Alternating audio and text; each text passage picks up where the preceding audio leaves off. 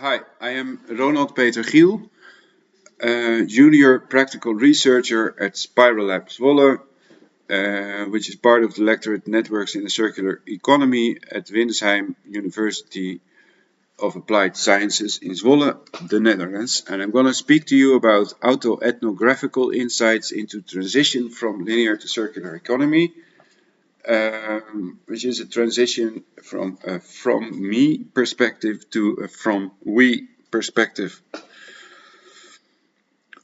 First, I want to explain a bit why this.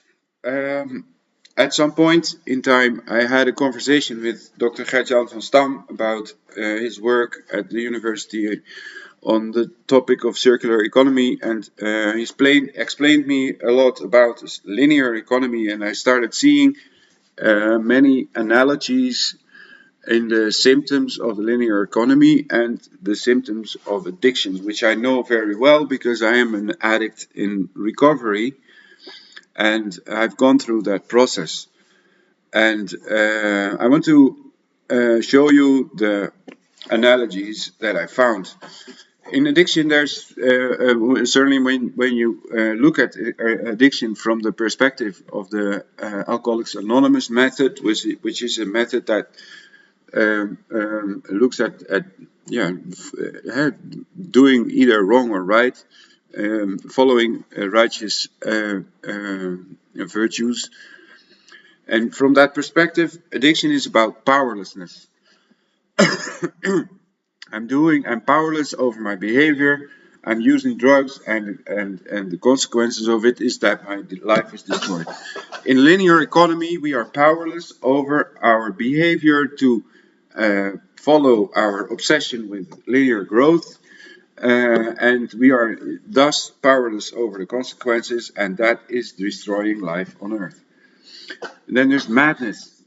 Madness is doing the same but expecting a different outcome. We are doing that all the time.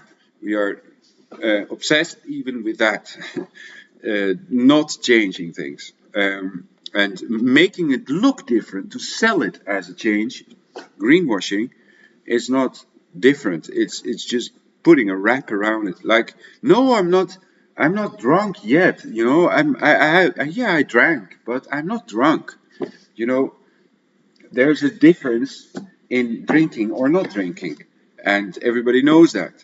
So either you drink or you don't. In this case, either you're linear or you're not. And then there's obsession. We are obsessed with linear growth. There's no way around it. We cannot, the power-based political system that we live in, the economic system, the infrastructure system, everything is obsessed with growth. It should be more and faster and whatever, being better all the time. And another aspect is self-centeredness. And when I was on drugs, I'm focused on my feelings. I need something to feel better. I need money to buy that, and I will cross every line to do so. I'm all that matters. In linear economy, in linear economy, I is the most important. The individual and its survival and its constantly growing wealth are all that matter. And denial. So I know that I'm wrong when I drink, but yet I'm denying it. I'm saying, yeah, but I'm not drunk. You know, it's fine. It's not such a problem. I'm not drunk. I'm not drunk because I drink so much normally that I need, I don't know how much to even get drunk. But I'm denying all that. I'm saying I'm not drunk. So I'm not in linear economy. We are not acting towards according to our conscience, but quick fixing. We're selling lies to make people believe that we try to solve the sustainability problems, but we as a matter of fact we just don't. And another aspect is disconnection, not seeing how isolated I was, or in this case the individual has become, from the community. And So this is a thing that in the West, and of course this whole presentation is from a Eurocentric point of view, because I am a European citizen, and helaas, and I have to admit that my point of view is Eurocentric. So in our case, what we think connection means is to be connected through your phone with another person, by speaking to them. But connection is to be part of the community. In reality, we have to learn such a thing, and it is something that comes from the heart. It's a connection through heart. And here in the West, we don't know anything about that. We've lost all track of that. So, this connection, another analogy. Here, I want to speak about some more typical things of addiction. Is that one looks at the circumstances. So, for example, the drugs or the alcohol is too expensive, so I should have more money, then this problem wouldn't be a problem. Or I should change house and job so that I am out of my circumstances, and then I'll be fine, then I will stop.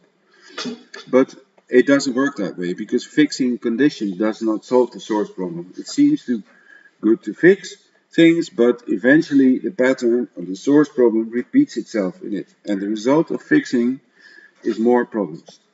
And this is what we see happening in the linear economy as well. While actually at the root, the source issue is that I was not guided by that which is bigger than itself. The I, in this case, the individual or the company or the linear economy in itself, is not guided by that which is bigger than itself, but by its own needs.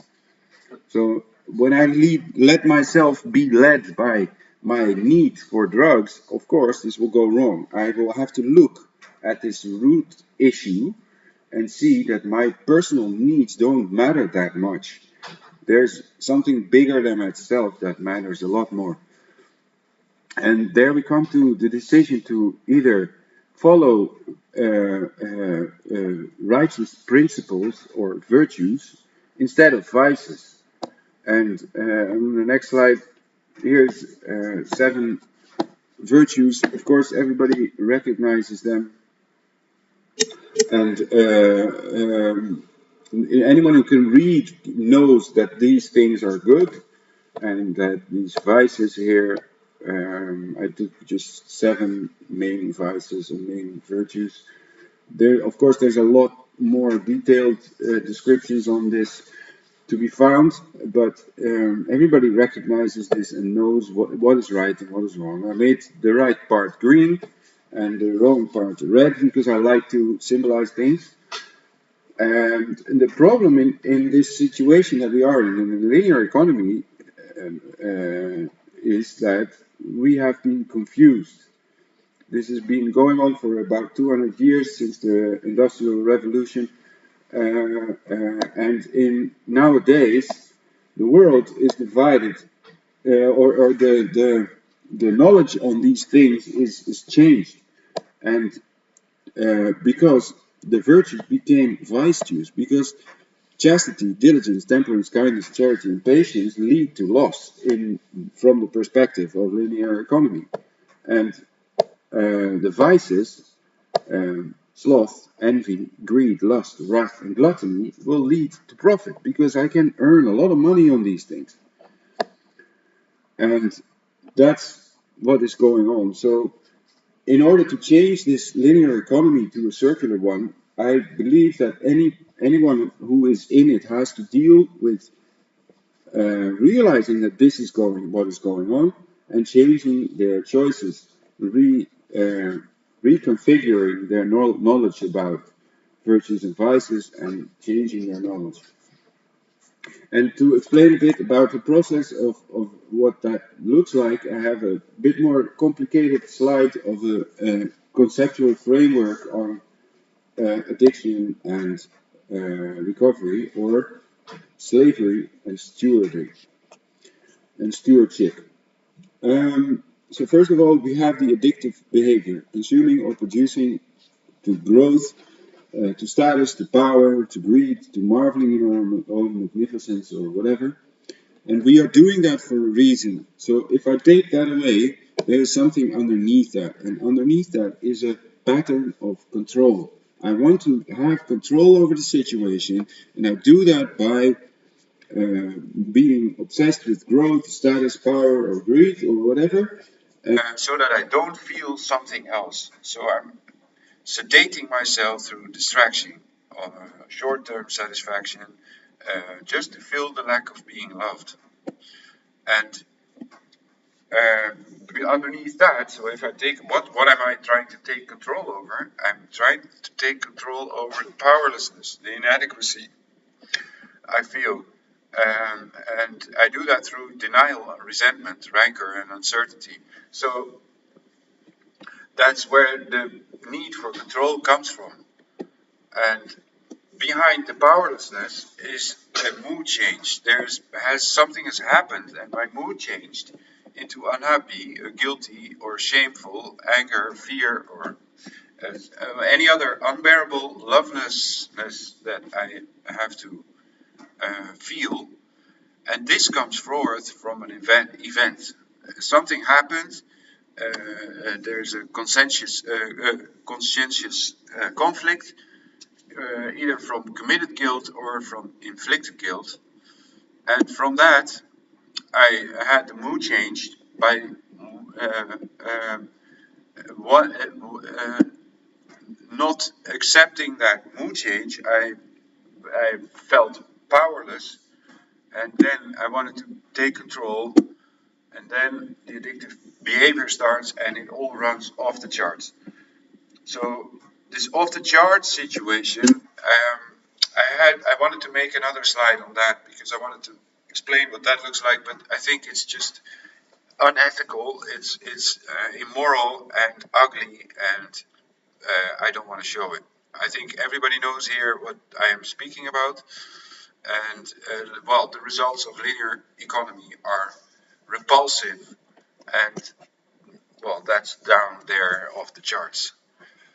So, but then there's a loop in this whole thing. So this is going down the drain. This is going down.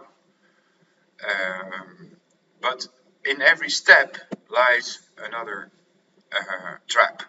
Because if I have this event and my mood change is what leads me, then there's a part of me that I don't accept, because I also know that maybe I shouldn't let that feeling lead me, but choose to do the right thing. But I'm not accepting it.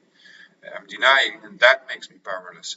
And from that is another conscientious conflict. So it actually re-triggers the same loop.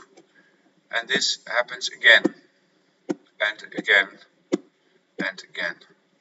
So once trapped in this loop, it's literally going down the drain like a spiral going down. And of course, there's also the good way. When there's an event, I could humble myself and in contrition, self-effacement, and acceptance,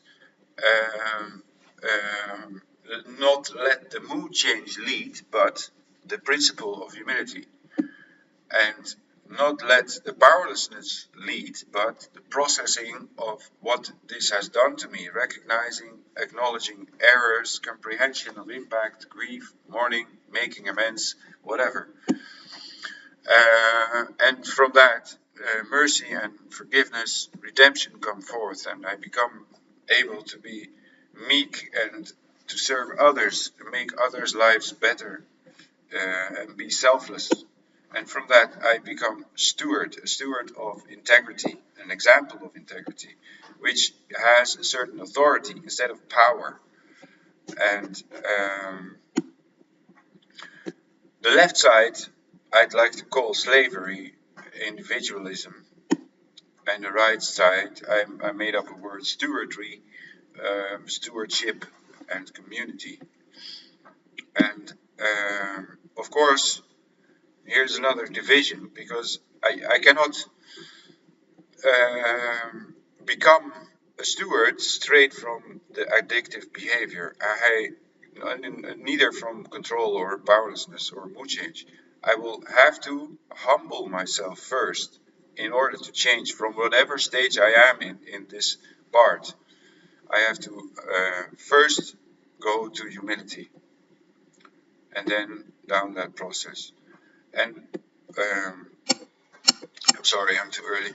So once I've gone through that process, I become a steward. And from being a steward, I can help those who are in that situation, or those.